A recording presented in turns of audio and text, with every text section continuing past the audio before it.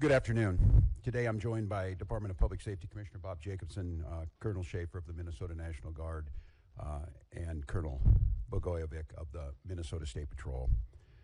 This morning we learned that an ICE officer shot and killed someone in Minneapolis. My deepest condolences to the family, to the loved ones who had to learn about this tragic event on national television. We have been warning for weeks that the Trump administration's dangerous, sensationalized operations are a threat to our public safety, that someone was going to get hurt. Just yesterday, I said exactly that.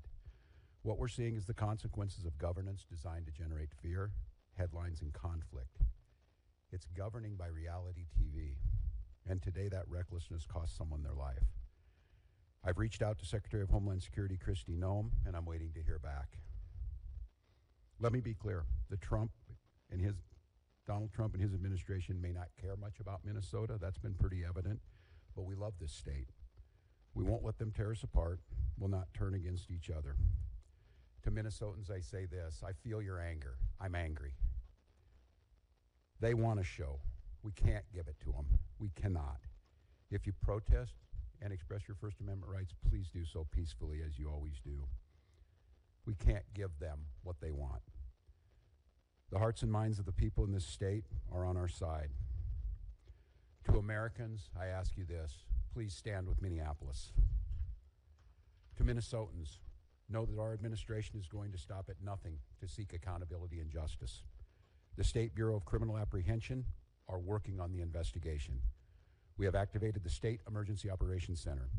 State Patrol and Minnesota National Guard leadership is connected with the Minneapolis Police Department, the St. Paul Police Department, Hennepin County Sheriff's Office, the DNR, and Minnesota's Homeland Security and Emergency Management. We have activated dozens of members of the State Patrol's mobile response team. And from here on, I have a very simple message. We do not need any further help from the federal government. To Donald Trump and Christy Gnome, you've done enough. There's nothing more important than Minnesotan safety. I've issued a warning order to prepare the Minnesota National Guard. We have soldiers in training and prepared to be deployed if necessary. I remind you, a warning order is a heads up for folks. And these National Guard troops are our National Guard troops. They're teachers in your community, they're business owners, they're construction professionals. They are Minnesotans. Minnesota will not allow our community to be used as a prop in a national political fight. We will not take the bait. We will continue to update you, Minnesota, as we get more information. Now I'd like to turn it over to Commissioner Bob Jacobson of the Minnesota Department of Public Safety.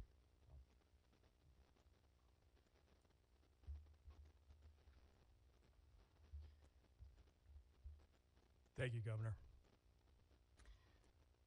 As the Governor mentioned, my name is Bob Jacobson. It is my honor to serve as the Commissioner of the Minnesota Department of Public Safety. First of all, I want to acknowledge the reason that we are all here.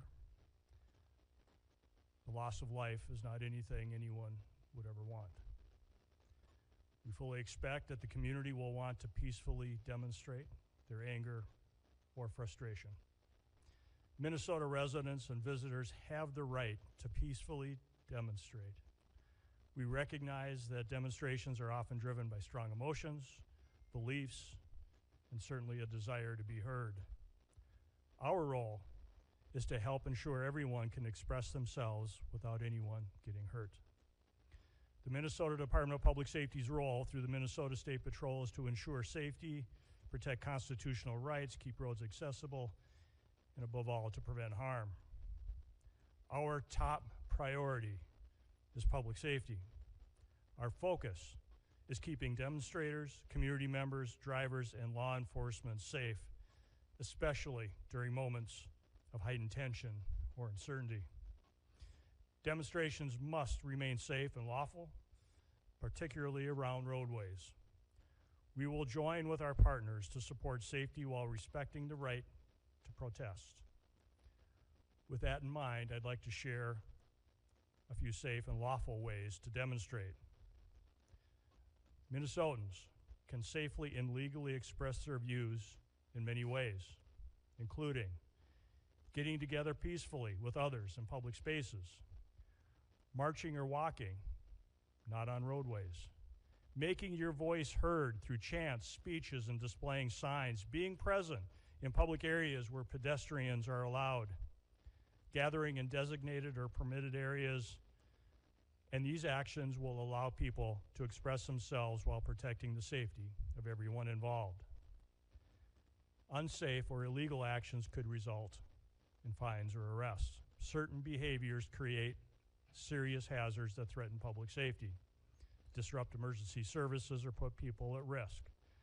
These actions could result in fines or arrest. Demonstrating on or entering a freeway on foot, walking on highways, throwing objects, starting or setting fires, damaging property or graffiti, using illegal fireworks, displaying or using illegal weapons, reckless or dangerous driving, especially near pedestrians, and certainly assaultive, aggressive, or riotous behavior toward anyone.